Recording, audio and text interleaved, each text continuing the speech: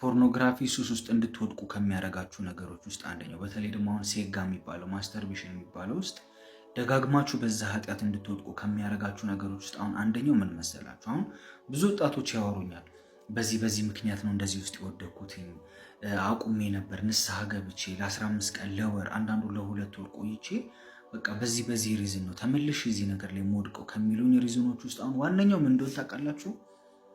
ቲክቶክ ላይ መዳኗ የሚገርማት ልጅ አሁን ይሄ ውጥርጥር ያለ በቃ በደንብ እንደዚህ ጡቷን ውጥር አድርጎ የሚያሳይ ልብስ ይሄ ከኋላ ሰውነቷን ሱሪዋን በጣም ልጥፍጥፍ ያለ ልብስ አድርጋ ምናምን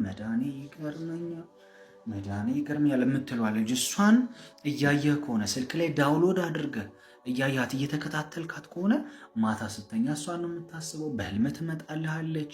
ከዛ ብቻህን ስትሆን ሲደብርህ እንደውም ሰበብ ትፈልጋለህ። በእግዚአብሔር ላይ መናደጃ በቃ እግዚአብሔር እንዲህ አላረገም እንደዚህ የቸርች አገልጋይ እንዲህ አድርጎኝ ብለህ ኦፈንድ ትሆንና መልሰህ እዛ ሱስ ውስጥ ስትገባ እሷን እያሰብክ እንደዛ ታደርጋለህ። አብዛኞቹ ወጣቶች አሁን የሚጽፉልኝ እንደዚህ አይነት አይመስልም አይደል?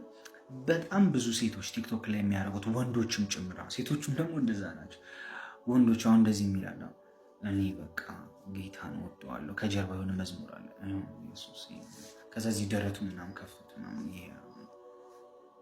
ይሄንን ታይና እሷ ልጁን መመኘት ትጀምራለች። ከዛ በዛው እንደዚህ አይነት ነገር እያያችሁ ከወሰናችሁ በኋላ እግዚአብሔር ወይ ከዚህ በኋላ እንደዚህ አይነት ነገር አላደርግም ብላችሁ ንስሐ ገብታችሁ ከጸለያችሁ በኋላ እንደዚህ አይነት ቪዲዮ የምታዩ እንደዚህ አይነት ሰዎች ጋር በተለይ ደግሞ የቻት የምትደራረጉ ከሆነ ቁጭ ብላችሁ አሁን አንድ የሚገለው እሱ በቃ ናፍቀኝ የሆነ አይነት ቻት በቃ ሴንሲቲቭ የሚያደርግ አይነት ነገር እስከ ሌሊቱ 8 ሰዓት ምናምን ቻት እየተደራረጋችሁ እንዴት አድርጋችሁ ነው ከዚህ መውጣት የምትችሉት? አሁን በጣም ብዙ ሰው ምን እንደሚገርመኝ ታውቃላችሁ?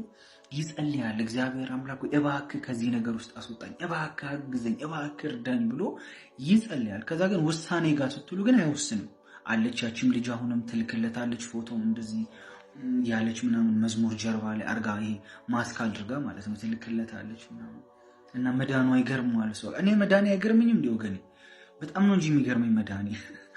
የእሷ መዳን ግን በቃ ስፔሻል ነው። በቃ እንደዚህ ነው ስትል እሱን ሴፍ ታደርጋለህ፣ ታያለህ። አንቺም እሱ ደረቱን ከፋፍቶ ያለበትን ታያለሽ። እንዴት አድርጋችሁ ነው ከሱስ ውስጥ መውጣት የምትችሉ? በቃ በየጊዜው ኦፈንድ መሆኛ ረስ ባገኛችሁ ቁጥር ወደ ሱሱ ትመለሳላችሁ። ትንሽ ነገር ነው የምትፈልጉ።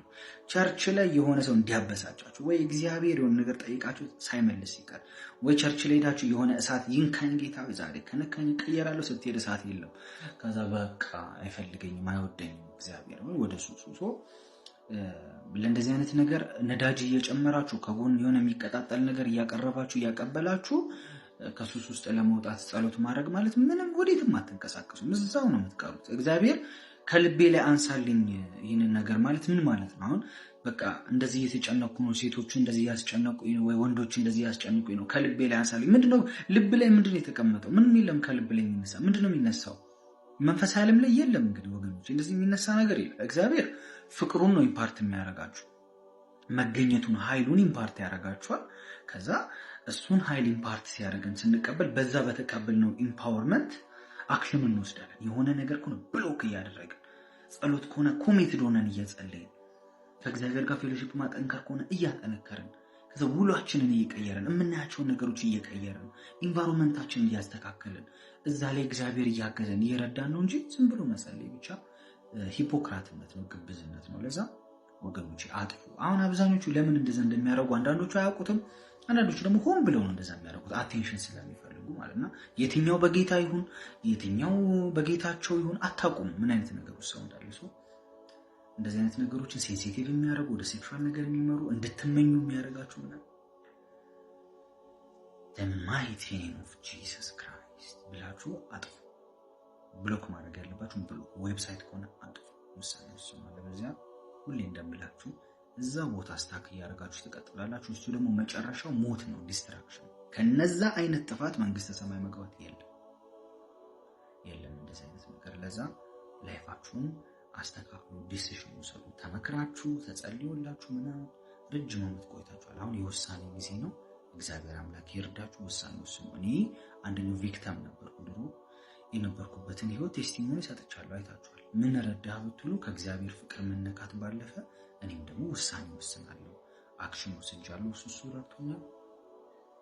እግዚአብሔር ይሆናችሁ እንግዲህ